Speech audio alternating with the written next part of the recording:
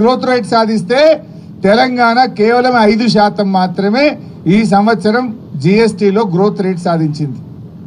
కేసీఆర్ ఉన్న 10 ఏళ్లలో దేశం కంటే ఎప్పుడు ఎక్కువనే ఉన్నది తప్ప ఎన్నడూ కూడా తక్కువ లేము. రేవంత్ వచ్చినాక దేశం సగటులో మనం సగానికి సగం పడిపోయినామంటే ఈయన పరిపాలన వైఫల్యం వల్ల తగ్గింది. జిఎస్టీ తగ్గింది, స్టాంప్స్ అండ్ రిజిస్ట్రేషన్ తగ్గింది, ఆర్టీఏ ఆదాయం తగ్గింది. అంటే ఏది చూసినా తగ్గుముఖం పట్టింది, తిరోగమనం పట్టింది. కేసీఆర్ తెలంగాణ నిలబెట్టిండు, రేవంత్ రెడ్డి వచ్చిన ఏడాది అర్థంలో తెలంగాణను పడగొట్టిండు. ఇవాళ ఇది కుల్లంకుల్లా ప్రజలకు అర్థమవుతా ఉంది. కేసీఆర్ చెట్లు పెడితే రేవంత్ రెడ్డి చెట్లు నరుకుతుండు. పెట్టుడు కేసీఆర్ వంత అయింది, నరకుడు రేవంత్ రెడ్డి వంత అవుతుంది. కనబట్టలేదా? మన అగ్రికల్చర్ యూనివర్సిటీలో 100 ఎకరాల భూమి తీసుకున్నాడు, అక్కడ చెట్లన్నీ నరికేసిండు అగ్రికల్చర్ యూనివర్సిటీలో. నిన్న మొన్న మీరు చూసిండ్రు హెచ్సియుల 400 ఎకరాల ఇవాళ హెచ్సియు భూముల్లో అడవులను నరికి మూగ జీవాల పాపం ఇవాళ మూట కట్టుకున్నాడు రేవంత్ రెడ్డి. హైడ్రా పేరిట పేదల బతుకులు కూల్చిండు, హెచ్సియులో అడవులు నరికి ఆ మూగ జీవాల బతుకులను కూడా కూల్చిండు రేవంత్ రెడ్డి. ఆ మూగ జీవాల ఉసురు తగులుతుంది ప్రభుత్వానికి. మనం టీవీలో పేపర్లో చూస్తున్నాం, జంగల్ కొడితే ఆ మూగ జీవాలు జింకలు వచ్చి ఇళ్లలో పడుతున్నాయి. కుక్కలు దాడి చేసి జింకల్ని 2-3 జింకల్ని కుక్కలు కొరికి చంపినాయి. ఇదంతా రేవంత్ రెడ్డి పాపం కాదా? ఏం పాపం చేసిందని ఆ మూగ జీవాలు ఉసురు పోసుకుంటున్నావు? హైడ్రా పెడితివి, పేదోళ్ళ ఇండ్లు కూల్చి వాళ్ళ ఉసురు పోసుకుంటువి. ఒక చిన్న పాప ఏడ్చింది, నా నాన్న కొనిచ్చినటువంటి వాటర్ క్యాన్ తెచ్చుకుంటా, నేను లోపలికి పోయి వాటర్ క్యాన్ తెచ్చుకుంటా అంటే కూడా ఆ చిన్న పాపను కూడా కనికరించకుండా పేదోళ్ళ ఇండ్లు కూల్చిండు రేవంత్ రెడ్డి. కేసీఆర్ది సాగు భాష అయితే రేవంత్ రెడ్డిది చావు భాష. కేసీఆర్ ఎప్పుడు మాట్లాడినా మిషన్ కాకతీయ కింద చెరువులు బాగు చేయమన్నాడు, వాగుల మీద చెక్ డ్యాములు కట్టమన్నాడు, ప్రాజెక్టులు కట్టమన్నాడు, రైతులకు నీళ్లు ఇవ్వమన్నాడు, రైతులకు నీటి తీరువా రద్దు చేసిన భాష కేసీఆర్ది. రేవంత్ రెడ్డి మాట్లాడితే ఏమవుతాడు? నీ పేగులు వీక్తా, మెడలేసుకుంటా, నేను తొండలు సొర్రగొడతా, తొక్కుతా, సంపుతా, సీరుతా, బట్టలు కూడా వీక్తా, గిద్దప్ప సాగు భాష తప్ప ఒక్క మంచి భాష మాట్లాడిండా ముఖ్యమంత్రి? కేసీఆర్ది సాగు భాష, రేవంత్ రెడ్డిది చావు భాష. ఇంతకు మించి నువ్వు చేసింది ఏమున్నది రేవంత్ రెడ్డి అని అడుగుతా ఉన్నా. ఇవాళ ఈయన పని ఢిల్లీలో కూడా అయిపోయింది.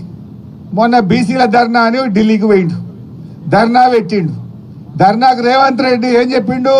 నేను రాహుల్ గాంధీని తోలుకొత్తా, ప్రధానమంత్రిని ఒప్పిస్తా, పార్లమెంట్లో బిల్లు పాస్ చేపిస్తా అని మాట్లాడిండు. కానీ ఢిల్లీ దాకా పోయినాక అర్థమైంది ఏంది? ఈయన పిలిస్తే రాహుల్ గాంధీ రాలే. ఈయన ధర్నా పెడితే ఈయన పార్టీ నాయకుడు రాహుల్ గాంధీ ఢిల్లీలో ఉండి ధర్నాకు రాలే, అపాయింట్మెంట్ కూడా ఇయ్యలే ఈయనకు. లాస్ట్కి ఈయన వాపస్ వచ్చిండు. ఈయన వచ్చినాక తెల్లారి మాత్రం మిగతా పిసిసి అధ్యక్షుడు, ఉప ముఖ్యమంత్రిని అందరినీ పిలిచి సోనియా గాంధీ ఫోటోలు దిగింది, రాహుల్ గాంధీ ఫోటోలు దిగింది. రేవంత్ రెడ్డికి మాత్రం తలుపులు బంద్ పెడుతున్నారు. ఈయనని కలుస్తలేరు, వాళ్ళని పిలిచి ఫోటోలు దిగింది తప్ప ఈయన పిలిస్తే ధర్నాకు రాలే, ఈయన కలుస్తారంటే తలుపులు తెరవలే. ఇది ఇలా రేవంత్ రెడ్డి పరిస్థితి అయిపోయింది. ఇంకా గమ్మతి, నేను నిన్న చూసిందంటారు మీరు అందరు కూడా. ఆ ఉప ముఖ్యమంత్రి ఏదో స్టేట్మెంట్ ఇచ్చిండు. ఈ రాష్ట్ర కాంగ్రెస్ పార్టీ ఇన్ఛార్జ్ మీనాక్షి గారు ఆదేశించిందట, ఉప ముఖ్యమంత్రి హెచ్సియు విద్యార్థుల మీద కేసులు ఎత్తేస్తున్నాము అని చెప్పిండు. మరి పెట్టిందేవాడు? కేసులు పెట్టిందేవాడు? పెట్టిందేమో ముఖ్యమంత్రి, ఆయన్నే హోంమంత్రి, ఆయన్నే ముఖ్యమంత్రి రేవంత్ రెడ్డి. రేవంత్ రెడ్డి కేసు పెట్టడట, బట్టి విక్రమార్క కేసులు ఎత్తేస్తారట. ఇదేమి రాజ్యము? అసలు కోక తుక్కనాడి అంట చూడు, తోక కుక్కనాడిస్తుందా, కుక్క తోకనాడిస్తుందా? ఇలా హోంమంత్రి ముఖ్యమంత్రి రేవంత్ రెడ్డి, ఆయన్నేమో పిల్లల మీద కేసులు పెట్టిండు. ఇలా పిల్లల్ని తెచ్చి సంగారెడ్డి జైలు వేసింది రేవంత్ రెడ్డి. ఉప ముఖ్యమంత్రి అంటాడు లేలే కేసులు ఎత్తేస్తున్నాం, పిల్లల్ని విడుదల చేస్తున్నాం అంటాడు. ఇలా ఎవరిది నడుస్తుంది? అసలు గవర్నమెంట్ ఇట్లుంటుందా? గవర్నమెంట్కి ఒక పద్ధతి ఉండదా? మరి నేను రేవంత్ రెడ్డి అడుగుతున్నా, నువ్వు అక్రమంగా కేసు పెట్టినావు, నువ్వు తప్పుడు కేసు పెట్టినావు అని నీ ఉప ముఖ్యమంత్రి వాళ్ళని జైలుకి వెళ్ళి విడుదల చేయమన్నాడు. మరి నువ్వు క్షమాపణ చెప్పు.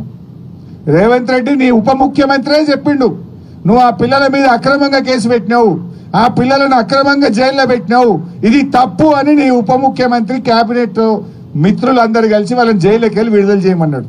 కేసు పెట్టింది నువ్వే కదా రేవంత్ రెడ్డి. మరి నువ్వు రేవంత్ రెడ్డి, నేను డిమాండ్ చేస్తున్నా, నువ్వు అక్రమ కేసు పెట్టినందుకు రాష్ట్ర హోంమంత్రిగా, రాష్ట్ర ముఖ్యమంత్రిగా హెచ్సియు పిల్లలకు బేషరతుగా క్షమాపణ చెప్పాలని చెప్పి నేను ఈరోజు రేవంత్ రెడ్డి డిమాండ్ చేస్తా ఉన్నా. అసలు నీ పరిస్థితి ఆగమైపోయింది. నువ్వేం చెప్తున్నావో మీ మంత్రులే ఇలాంటి పరిస్థితి ఏర్పడ్డది. అంతా ఆగమాగం. రేవంత్ రెడ్డి పాలన సగం సగం ఆగమాగం. ఏది చూసినా సగం సగం, అంతా ఆగమాగం. మూసి అన్నాడు 3 నెలలు ఉరికిండు, ఎల్లెలకెల పడ్డాడు. హైడ్రా అన్నాడు 6 నెలలు ఉరికిండు, ఎల్లెలకెల పడ్డాడు. ఏదన్నా ఒక్కటన్నా కొనెళ్ళిందా?